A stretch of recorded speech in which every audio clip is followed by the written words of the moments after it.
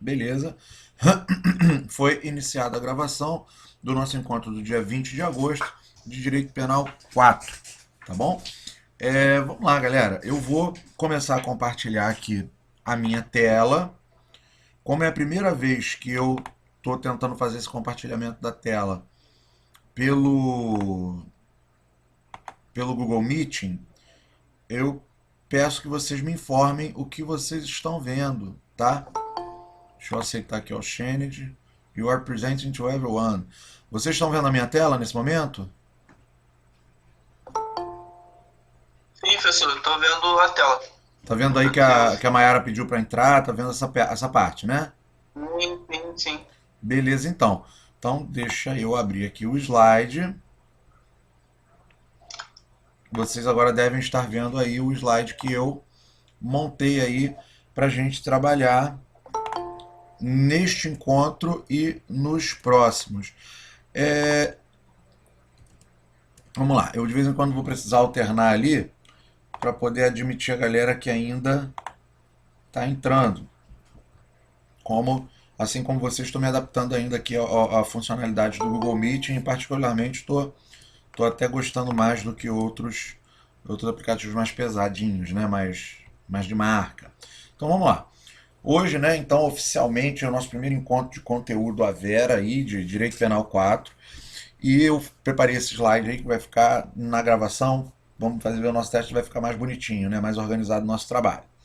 Tá. O primeiro tipo penal que nós vamos trabalhar aí, né, serão os tipos penais contidos nos crimes contra a organização do trabalho. Começamos a falar deles na semana passada, né? E hoje vou trazer aí algumas informações lá com os bijus, tá? Bom, primeiro as noções, né? E como eu disse, vai parecer assim, mas o Léo tá lendo o slide. O que o Léo tá lendo é que eu preparei esses slides, avisei isso pra galera no iniciozinho do encontro, como se eu estivesse transcrevendo tudo aquilo que eu tenho vontade de falar para vocês durante a aula. Por quê? Você vai pegar isso daí, vai imprimir, vai baixar no celular, vai ler em determinado momento. A ideia é que eu coloque as minhas palavras aí a cada um desses slides e aí nós vamos desenvolvendo a ideia, né, as ideias trazidas no nosso conteúdo, tá? Deixa eu admitir aqui mais uma pessoa. Vamos lá. Noções iniciais, né? Os crimes contra a organização do trabalho, de um modo geral, atacam a paz no exercício de arte, ofício, profissão, emprego, pessoa do empregador, estabelecimento comercial, enfim, aspectos que relacionam-se com o livre desenvolvimento de atividades laborativas, evidentemente lícitas. Ou seja, nesse título 4 da parte especial do Código Penal, né, o título 4 ele trata, né, lato sensu, lá, dos crimes contra a organização do trabalho, nós vamos ver as diversas formas de ataque, não só a liberdade individual daquele camarada de exercer o seu emprego ou profissão, arte ou ofício como está ali, mas também a liberdade de deixar aberto, manter aberto ou não o estabelecimento comercial em certos horários ou não, em filiar-se a sindicatos, em pleitear direitos, em ter os seus direitos garantidos ou não pela legislação trabalhista e daí por diante. Hoje, com alguma dedicação aí, eu espero que nós consigamos caminhar aí pelo menos até o artigo 200 e vamos dando continuidade para as próximas semanas, tá? Eu coloquei logo abaixo, segundo parágrafo desse slide, né, só para exemplificar, não é crime contra a organização do trabalho quando, por exemplo, um traficante ou miliciano proíbe o jogo do bicho em certa esquina. Por exemplo, as atividades são ilícitas. Tá? Então eu não tenho que pensar em crime contra a organização do trabalho se, por exemplo, tem um bicheiro aqui na esquina da minha casa. Aí o miliciano fala assim, ó, nessa esquina não pode ter jogo do bicho, porque eu estou trabalhando aqui com, sei lá, uma aposta aqui no jogo de futebol que está tendo na praça, ou simplesmente eu não quero porque vocês não estão pagando, aí eu estou falando da organização criminosa milícia, né? Ou simplesmente não pode ter porque eu não quero, porque vocês não estão pagando a taxa de proteção. o traficante vira e fala: "Ó, irmão, você é bicheiro, você não pode trabalhar aqui porque nessa esquina aqui eu vou abrir um ponto de venda de drogas." É uma atividade ilícita competindo com outra. E os crimes contra a organização do trabalho, em que pese a os bens jurídicos tutelados que serão demonstrados a cada artigo analisado, ou as possíveis vítimas, né, que vão, né, estar aí no foco do comportamento delitivo, sempre nós teremos ali, dentro do contexto daquele comportamento, um contexto que busca garantir essa liberdade de trabalho. Porque é importante falar dessa liberdade de trabalho, porque eu preciso lembrar a vocês, coloquei aqui, tá, esse lembrete está no último parágrafo aqui dessa primeira tela, ó, é sempre bom lembrar que o valor social do trabalho, e aí eu completo aqui na minha fala, né, e da livre iniciativa, depois até vou ver se eu modifico isso aqui no slide, antes do... Vamos modificar agora? Vamos testar aqui para ver se vocês veem essa modificação, de repente, algum de vocês, né, vai perguntar, olha, inclui isso aí também como lembrete para gente, né, valor social do trabalho e da livre iniciativa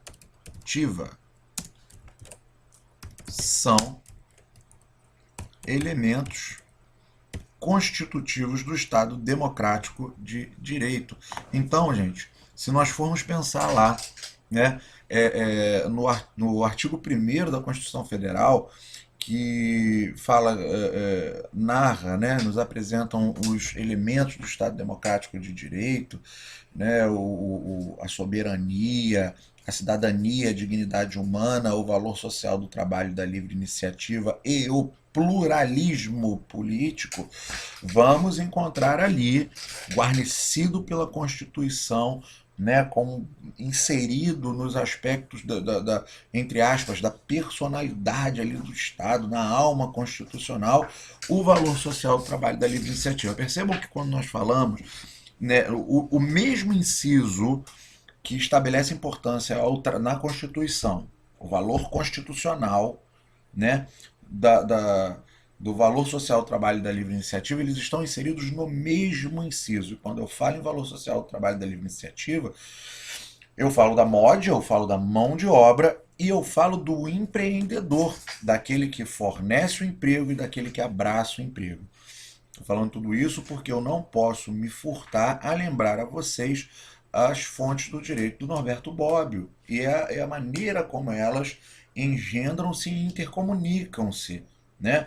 Vem aqueles que estão inseridos na fonte do poder considerada solidariedade social, ou seja, né, os entes sociais, né, nós, né, inseridos ali na fonte do poder de solidariedade social, que vamos buscar na fonte do poder econômico e na livre iniciativa as vagas de emprego, para podermos viabilizar a nossa vida, viabilizar a minha percepção de ser humano digno, né, pois tem um trabalho digno. A dignidade humana, ela permeia praticamente todos os direitos que são protegidos, que são tutelados nas mais diversas esferas jurídicas, sejam elas de alçada penal, de alçada trabalhista, de alçada civil, de alçada administrativa. O ser humano é o centro, né, da protetividade jurídico-estatal e social.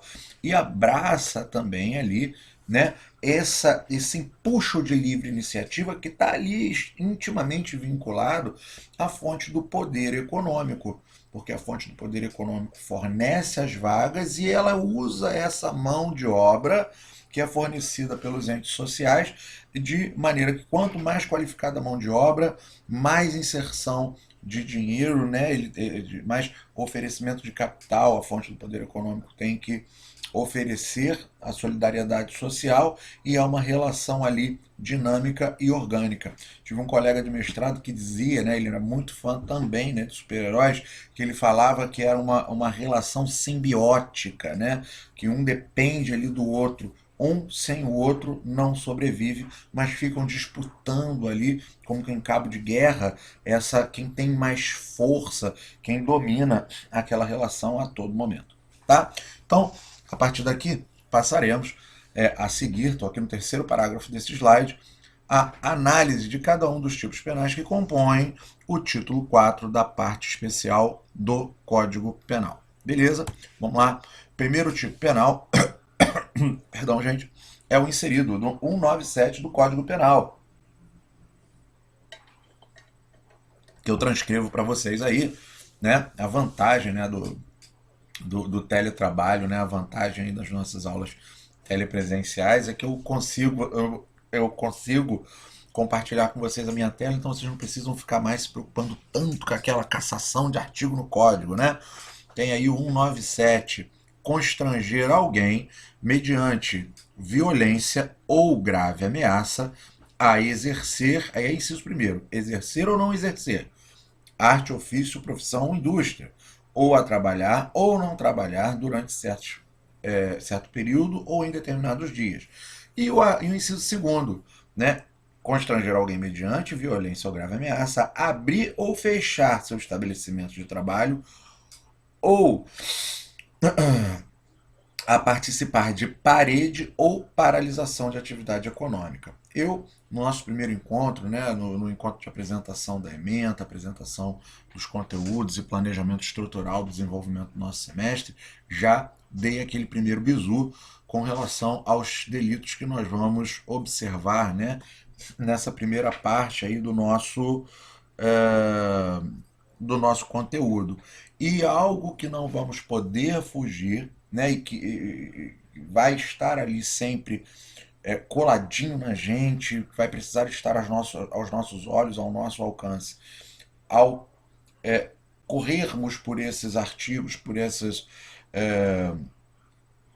tipos penais esculpidos, inseridos no título 4 da parte especial, é a lei de greve, que quando eu falo ali em parede, paralisação de atividade econômica, de cara, né, nós vamos lembrar da greve.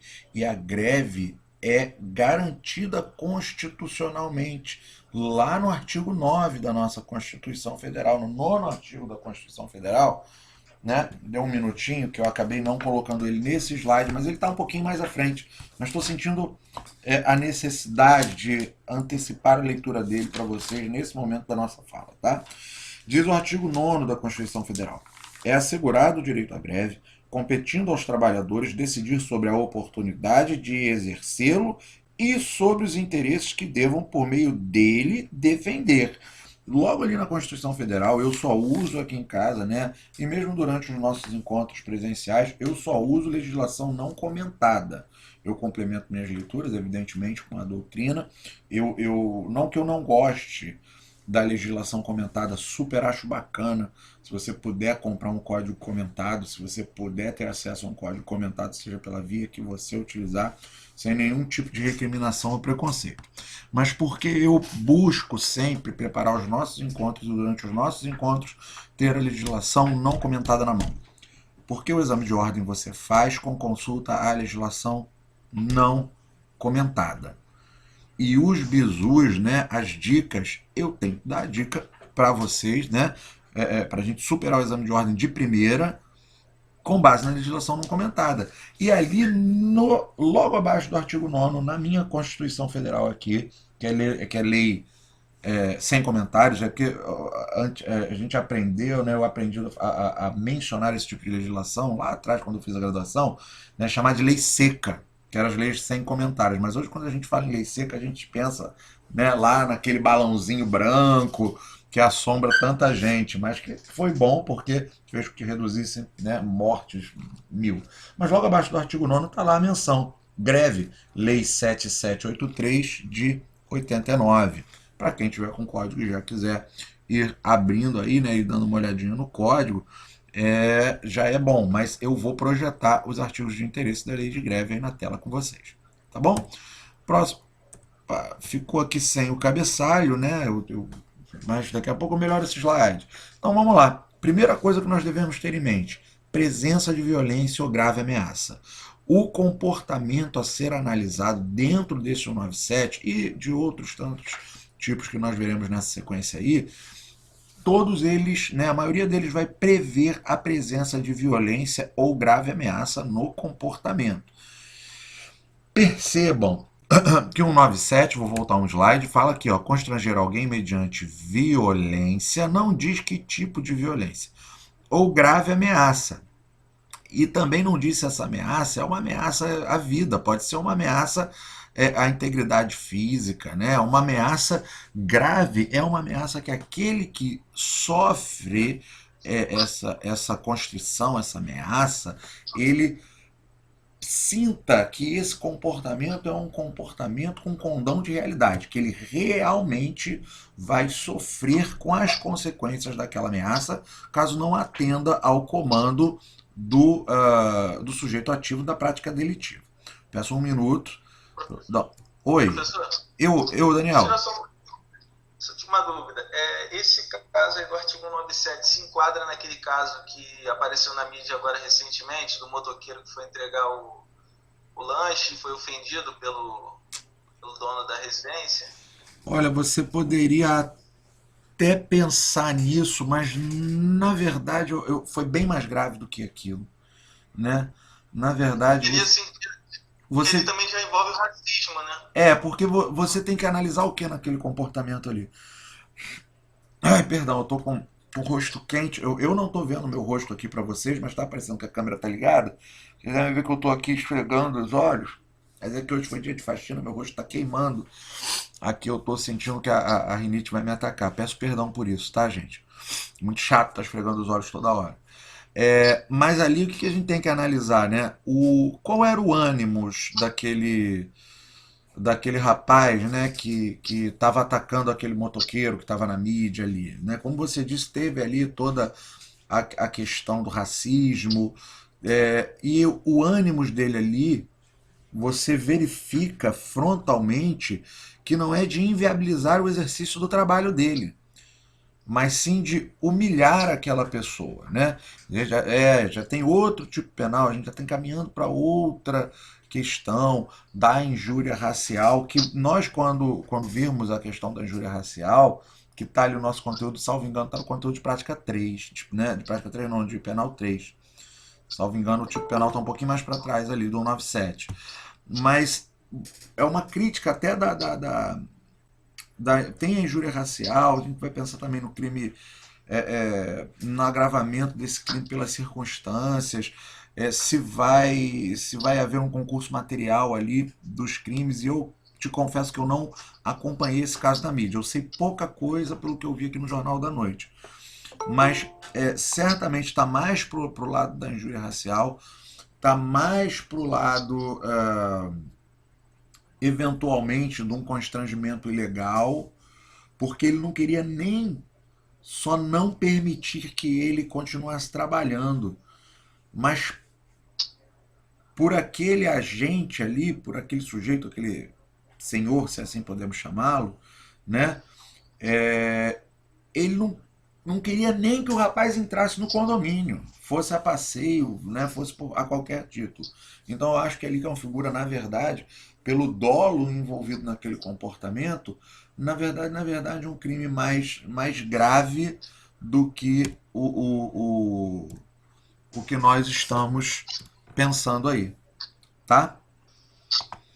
Mas você está certo, no sentido, parcialmente certo, no sentido de que se o dolo ali dentro daquele comportamento ameaçador, porque ali ele não chegou a encostar, até onde eu me lembro, ele não chegou a fisicamente encostar no rapaz, chegou, Daniel?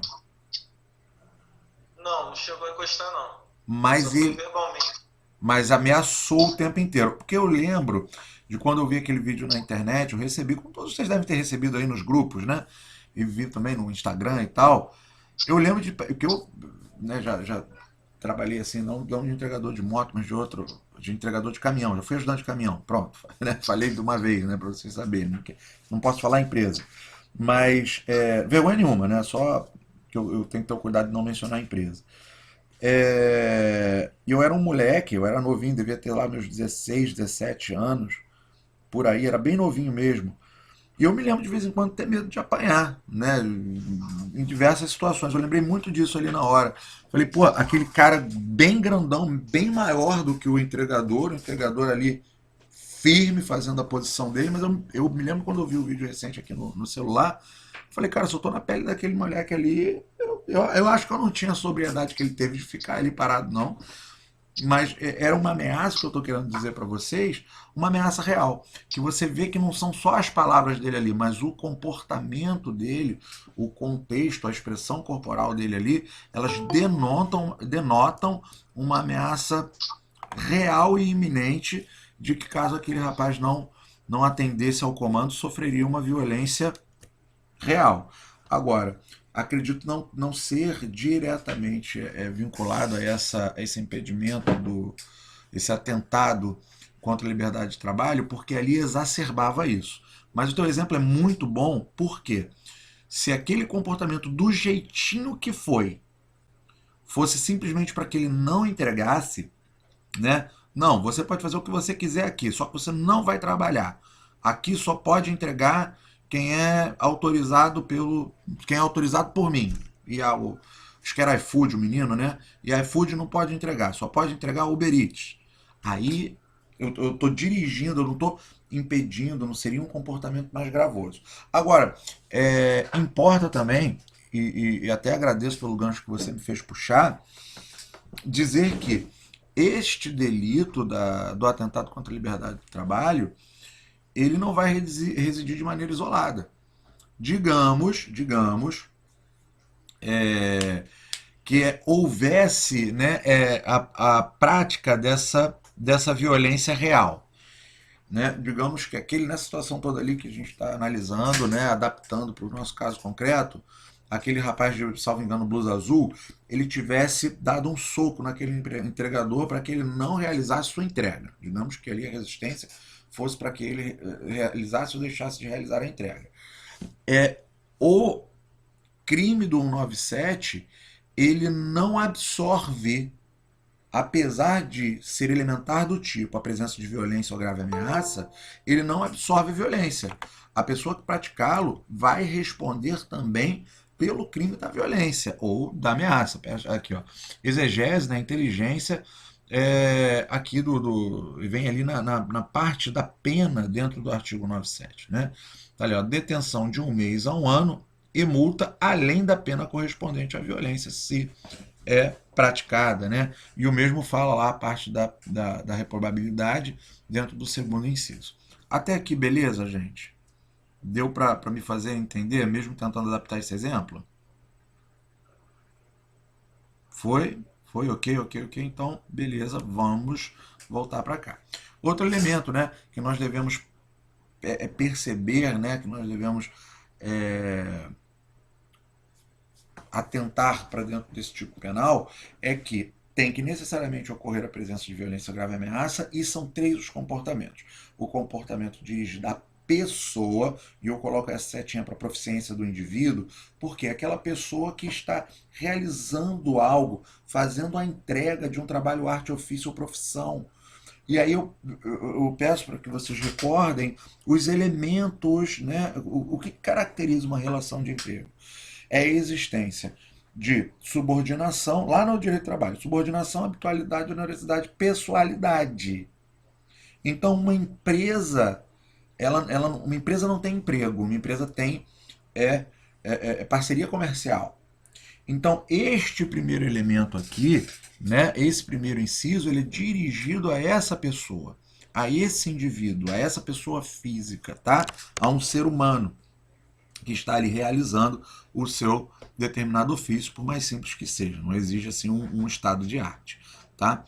E vamos partindo ali para o segundo inciso, que o segundo inciso fala o seguinte, né? Abrir ou fechar o seu estabelecimento de trabalho ou a participar de parede ou paralisação de atividade econômica. Bom, o estabelecimento é quando este comportamento violento ou de grave ameaça determina o fechamento ou a abertura, né? Ou tira a liberdade de autodeterminação daquele que gere o estabelecimento, daquele que é o dono do estabelecimento, em abri-lo ou fechá-lo regularmente. É claro que essa ameaça, ela não vai ser dirigida, ela pode e muitas vezes não ser dirigida diretamente para o dono do estabelecimento, tá? Eu vou colocar esses exemplos ali e já vou dar o bisuzinho, porque às vezes vai parecer um pouquinho repetitivo, coloquei algumas coisas que eu já falei de novo escritas aqui, e até me antecipar, né? Porque eu estou preocupado em já deixar um material todo focadinho para uma eventual prova. Algo que eu possa tirar as questões de prova do texto do material que eu vou compartilhar com vocês. Para a gente facilitar esse caminho, tá? Acho que eu cheguei a mencionar isso no encontro passado, tá? E a terceira possibilidade que fala ali da participação, que constrange alguém mediante violência ou grave ameaça a participar de parede ou paralisação de atividade econômica. Ou seja, não é dirigido ao estabelecimento em si e não é nada contra exatamente o exercício da proficiência daquela pessoa, mas exige que aquela pessoa adote um comportamento que de maneira livre e desembaraçada não adotaria para fazer um ataque não ao estabelecimento, mas sim a uma atividade. Né? E aí, como eu coloquei nessa última linha, não é um ataque necessário ao estabelecimento, mas as atividades exercidas por um estabelecimento, ou por um grupo, ou uma atividade que está muito mais ligada a uma atividade, desculpa, mas é uma proibição que está muito mais ligada a uma atividade econômica do que a uma empresa ou uma proficiência personalíssima em si. Beleza, gente? Então, aqui para o próximo eu coloco um comentário aqui. Ah, isso aqui já é um exemplo, né? Depois eu fui melhorando esses slides. Prometo que os próximos vão estar melhores, mais organizados. Eu escrevi aqui exemplo embaixo dos outros quando né? Então vamos lá. Esse slide aqui eu coloco um exemplo para um 971, né? Certo alguém proíbe Pedro, né, nosso personagem aí, serralheiro, de trabalhar das 14 às 18. Esse comportamento atinge Pedro, o serralheiro. Ele não pode trabalhar.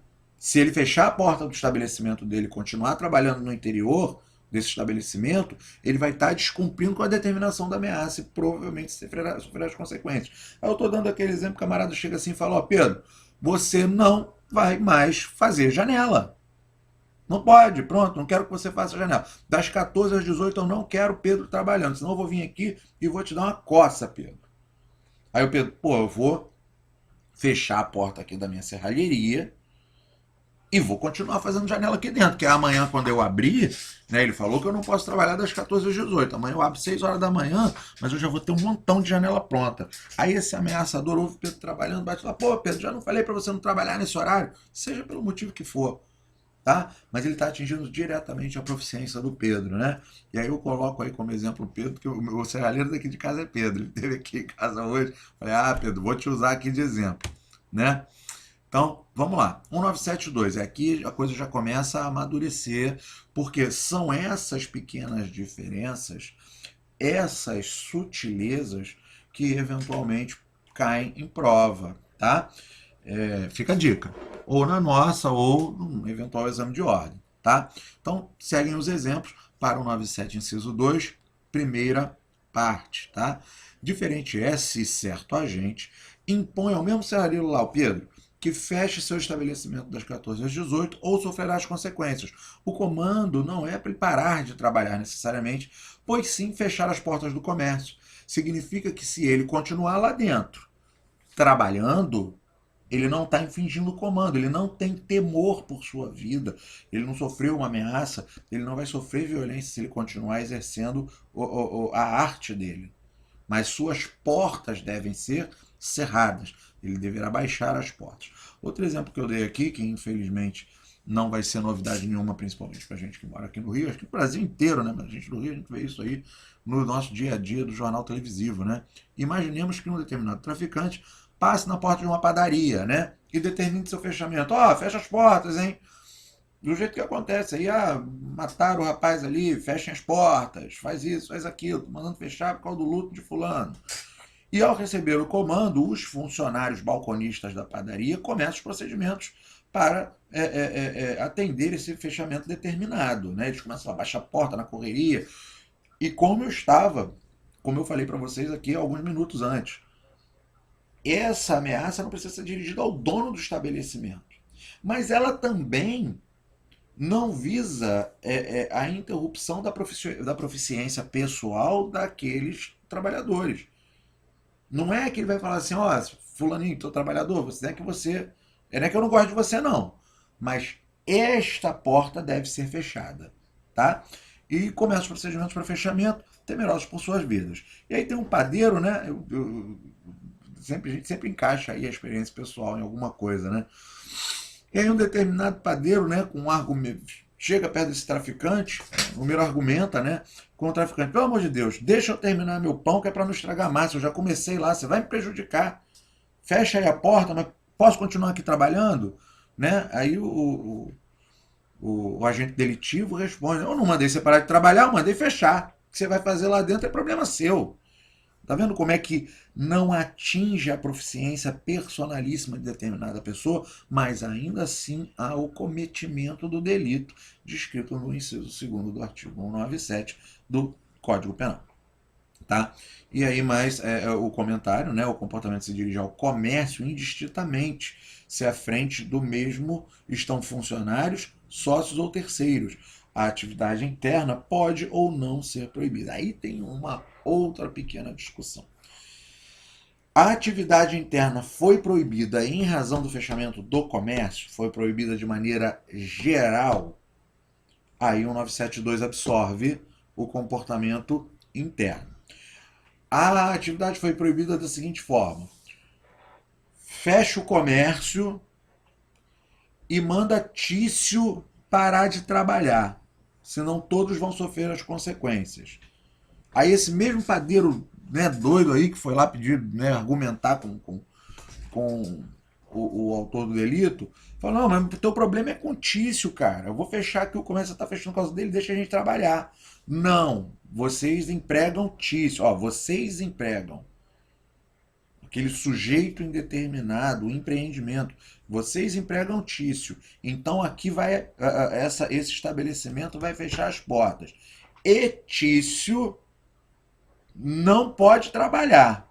Tá com medo aí, ele é covarde, ele não quer ver pra cá pra fora tirar satisfação comigo, deixa ele escondido aí. Mas se eu souber que ele tá trabalhando, o bicho vai pegar. Vou tacar fogo nessa loja, nessa padaria. Aí o padeiro fala, e eu que não tenho nada a ver com isso, nem gosto dele, posso trabalhar? Ah, você pode.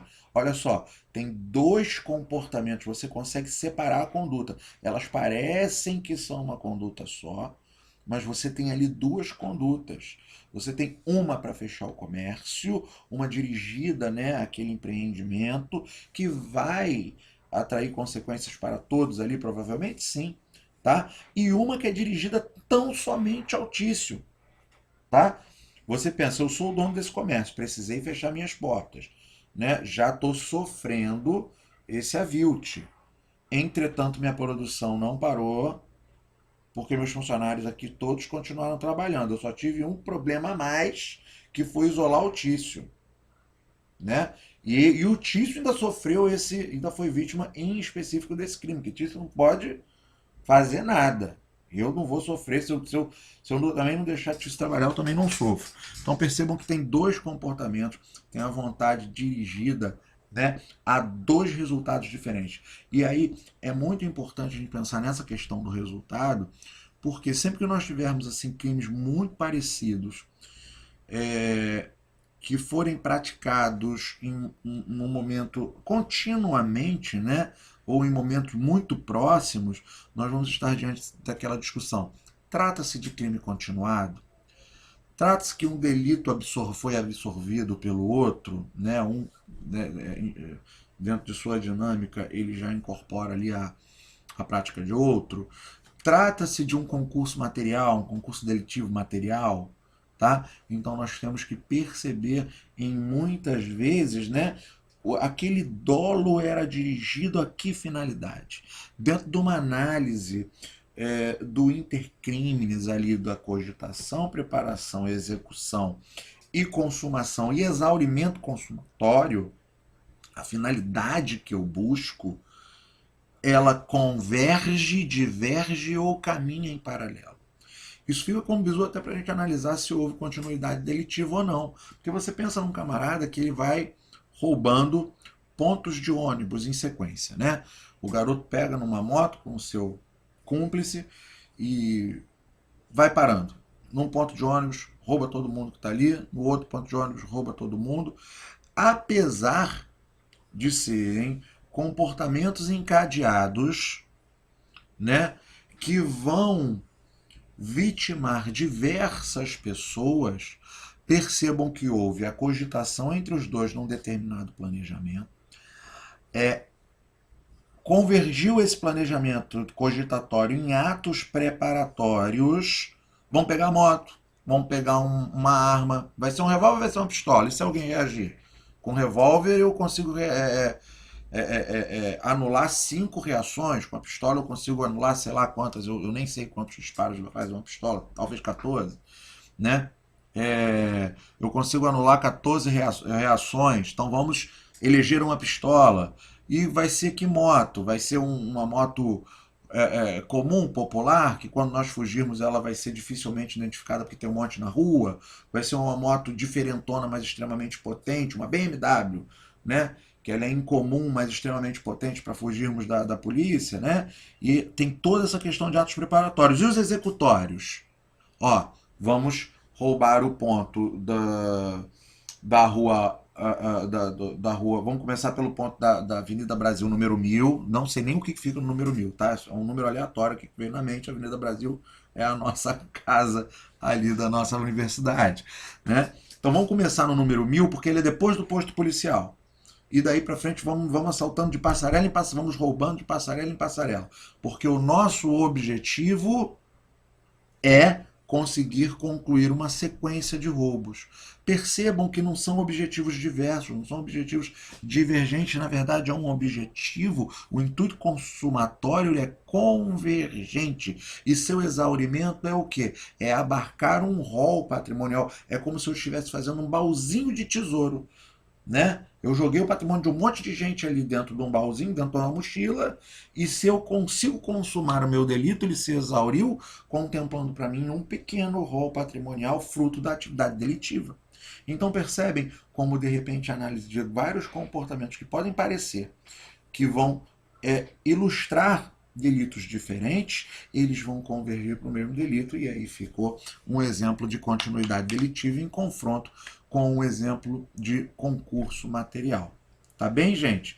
Até aqui, beleza? Deixa eu chegar aqui na nossa tela do Teams, né? Dê um okzinho no chat, vocês estão vendo que eu estou aqui agora olhando para o chat. Então, beleza. Se abrir o microfone e falou ok, escreveu ok no chat. No caso, seu Eliezer, que é o único que está com o vídeo ligado, se ele fizer um joinha para mim, eu já vejo que ele deu ok também, tá? Serve qualquer tipo de comunicação essa hora serve. Beleza? Vou voltar aqui para a tela. Beleza. Guilherme, aqui eu tô com um problema aqui de internet, ela cai e volta. Aí quando eu aperto o microfone, ele não volta. Eu tenho medo de atrapalhar a aula. Aí eu fico fora, só fico ouvindo, tá? Beleza, beleza. Inclusive, senhor Eliezer, se o senhor, para melhorar isso, as questões de conexão e tudo mais, quiser fechar o vídeo, eu não me incomodo. Eu sei que tem professor, né? E eu não estou criticando também esses colegas não, mas tem professor que fala assim: ah, eu gostaria que os alunos abrissem o vídeo, porque eu fico me sentindo sozinho sem o vídeo ligado. Não é o meu caso, tá, gente? Se eu fosse aluno, eu ia ficar com o vídeo. Se eu estivesse na posição de aluno neste momento, eu ia ficar com meu vídeo desligado o tempo inteiro, porque pode não parecer, mas eu sou introvertido, eu sou vergonhoso, né? Mas se você quiser ficar com o vídeo ligado, pode ficar. Se precisar desligar, pode desligar. Nenhum dos dois comportamentos me incomoda em nada, tá? Fiquem à vontade. Só vou aqui abrir meu Word rapidinho. Peço a Vênia para fazer isso um minutinho, que eu preciso colar aqui a telinha do nosso encontro para mandar, né, um pouquinho mais tarde. Vamos lá, vamos voltar aqui. Até aqui tudo bem, então. Vamos para o próximo slide. 1972, segunda parte da análise do tipo penal, aquela parte lá da paralisação, tá? A terceira hipótese é certamente a mais fácil de se analisar. Podemos trabalhar o exemplo de um movimento grevista, onde aqueles que se opõem a aderir à greve são coagidos, mediante violência ou grave ameaça, por líder sindical a participar da paralisação das atividades, tá? Já tá rolando uma greve, e aí o que o camarada faz, né? Que ele tá lá gritando: ah, vamos fechar, não sei o quê, né? Acho que eu comentei isso com vocês no encontro passado. Aí durante lá um movimento, aí eu falo assim: eu sou Léo, né? Eu fiz uma promessa, né? Eu falei, estava muito tempo, Deus me defenda, né? Mas, digamos aí que hipoteticamente, estava desempregado, por 2 anos correndo atrás de emprego. Eu que sou um sujeito muito crédulo, alguns de vocês sabem disso, eu estou falando do Léo mesmo, né? Quando não estamos em época de pandemia, eu vou à missa todo dia, menos segunda, porque não tem. Aí eu botei lá joelho no chão, falei, pô, digo meu santo de devoção, né? Exemplo, né? Eu frequento a Nossa Senhora, né? A paróquia de Nossa Senhora. Eu falo, minha Nossa Senhora, se eu conseguir um emprego o quanto antes, eu prometo que eu nunca mais falto emprego. Faça chuva, faça sol, eu embaixo de greve, embaixo de pandemia, se as portas abrirem, eu vou trabalhar. Só não vou se eu estiver doente, se eu estiver doente, tiver como ir, eu vou. Né? É uma questão muito minha, muito particular, é uma questão personalíssima. Inclusive, a Constituição garante liberdade religiosa. Isso tem uma influência muito forte na minha percepção de dignidade humana, de quem eu realmente sou. Tá certo? E aí, digamos que eu estou trabalhando lá naquela empresa bacana, né? Uma grande empresa, eu fiz minha promessa de cunho religioso, acendi minha vela, fiz tudo que eu tinha que fazer, e aí eu consegui meu emprego. No dia seguinte, eu recebi um telefonema, falou, seu currículo está aqui, foi analisado, inclusive você pode começar hoje mesmo, que não vai ter processo seletivo, que a gente precisa do seu trabalho com extrema urgência. Nossa, minhas preces foram atendidas, eu vou trabalhar. Daqui a uns meses, tá lá, Tício, líder sindical, ninguém entra, ninguém sai, não sei o quê. O trabalhador tem direito à greve, sim. Acabamos de falar, garantido no artigo 9 da Constituição. A greve está lá, né? Tem uma lei específica, está aí na telinha, 7783 de 89, tem sua regulamentação, mas algo que é muito importante falar, está no segundo parágrafo aí na tela, a greve para ser legítima deve ser pacífica e seguir rigorosamente as regras estabelecidas na lei 7.783 de 89, significa dizer, está fechado, está fechado. Mas o dono daquela empresa maravilhosa que eu consegui um emprego nela, ele falou assim, olha, quem entrar vai poder trabalhar normalmente. Ou então, se você, de repente, quer entrar por algum motivo particular, porque eu forneço almoço e você não tem o que almoçar em casa, tem, né? Alunos que fazem isso, que vão para a escola só para ter o almoço. Eu já conheci operário que a parte mais importante para ele do dia de trabalho era o almoço na firma, né? Você pode vir, pode almoçar, eu não vou nem te obrigar a trabalhar, porque eu respeito o movimento grevista, mas as portas estão abertas, né? E aí eu chego lá na porta da minha empresa para entrar e vem Tício e fala, não, você não vai entrar. Eu falei, não, eu vou, porque eu tenho uma questão toda pessoal, um motivo até religioso aí. Aí Tício fala, eu não quero saber que você é católico, eu não sou, eu sou contra esse negócio, você não vai entrar. E pega, e se você tentar entrar, eu vou te dar uma surra. Opa, que é a grave ameaça, tá? Porque aquela questão, não vai entrar e ficar ali tentando convencer aquele trabalhador a aderir ou não à greve, isso é legítimo, desde que seja pacífico. Lembrando que o conceito de pacificidade é um conceito subjetivo, né, galera? É um conceito que cada um vai ter uma ideia de pacificidade. E aí que está o pulo do gato do artigo. O que o código está protegendo aí? Está protegendo que esse direito à greve, ou adesão ou não adesão à greve, seja exercido e que eu não corra riscos de sofrer mediante violência ou grave ameaça. Então, esse líder sindical pode se opor, né, ele pode, deixa eu pegar aqui letra de lei, né, ele pode tentar convencer determinado cidadão a participar de parede ou paralisação de atividade, pode tentar convencer, desde que sem violência e sem grave ameaça, tá bom? Se houver em paralelo uma violência ou grave ameaça, truculenta ou não, já está no tipo penal do 97, inciso 2, segunda parte, tá bom? Até aí, caminhamos bem. Deixa eu dar uma olhadinha aqui no horário, tá? 19h43, vamos seguir mais um pouquinho, tá? E aí algumas considerações, né, para fechar o 97, objeto jurídico tutelado pelo tipo penal, né, ou bem jurídico tutelado, é a liberdade do trabalho. O sujeito ativo pode ser qualquer pessoa, né? Ou seja, aquele que pratica o crime, o agente, né? O autor do delito, pode ser qualquer pessoa, não precisa ser necessariamente alguém vinculado à empresa, qualquer um, qualquer doido pode ser agente desse delito, pode ser autor desse delito. Agora, o sujeito passivo, né, na hipótese do inciso primeiro, é o trabalhador proficiente, ou seja, é aquele que deseja realizar pessoalmente alguns daqueles comportamentos descritos no inciso primeiro, arte, ofício, profissão ou indústria, né? No inciso segundo, percebam que aqui está 2 em romano 2 vezes, não é que eu errei, é que aqui eu estou fazendo referência ao inciso do artigo 197. Eu poderia ter errado também, tá, gente? Não sou. Se vocês verificarem um errinho meu aqui de digitação, alguma coisa, pula, me avisa, que é para a gente conseguir compartilhar o material bonitinho, tá? A primeira parte é o proprietário do estabelecimento, porque, né?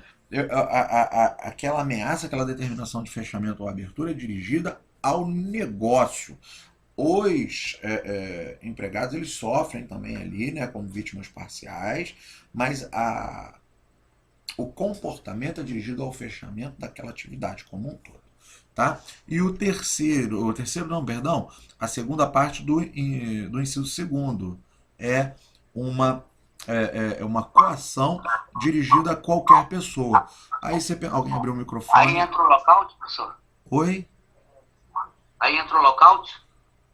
Aí que tá, lockout a gente vai ver um pouquinho mais para frente, porque o lockout, na verdade, é porque eu tenho que ter um pouquinho de cuidado com a palavra lockout, porque a palavra lockout foi tratada com um contexto um pouquinho diferente agora na época de pandemia, né? Porque o artigo 17 da Lei 7783, ele deixa claro que o lockout é ilegal, não pode ter lockout. O lockout é a paralisação da atividade econômica por iniciativa do empregador, a fim de, com uma finalidade de estratégia econômica, financeira, comercial, negocial, né?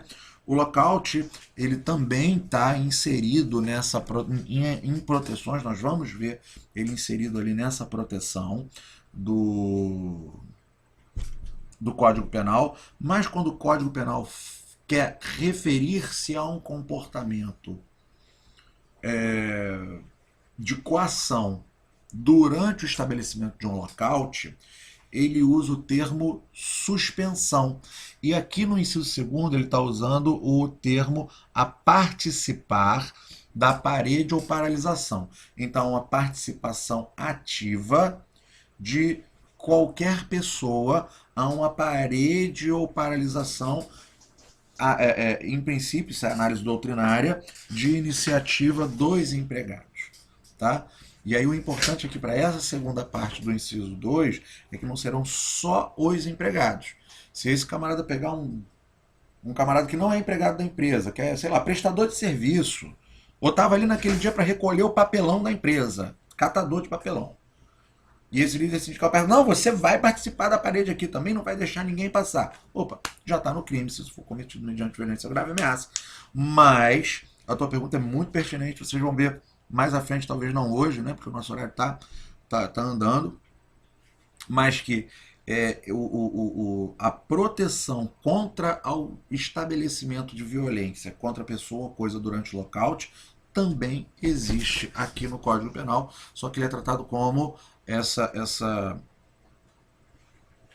esse ato de violência contra a pessoa ou coisa durante suspensão. A lei penal vai usar o termo suspensão, mas aqui eu vou fazer a vinculação ao lockout, inclusive conceituando. Beleza, gente? Até aqui? Fomos? Né? Então, beleza. Vamos seguir aqui para a próxima tela, tá?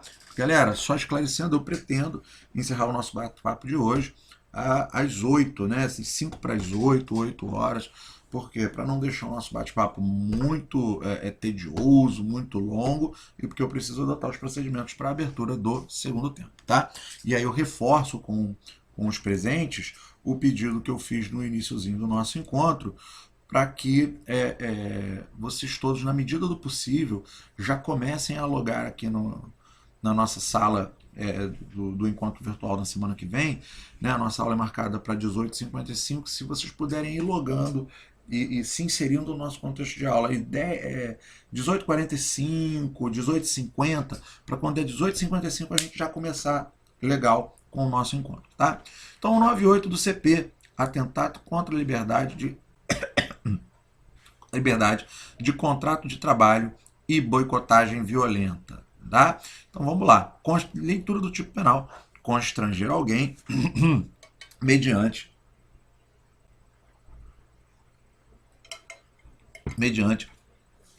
violência ou grave ameaça a celebrar contrato de trabalho ou a não, aí já está partindo todo o comportamento. Olha só que legal, ó.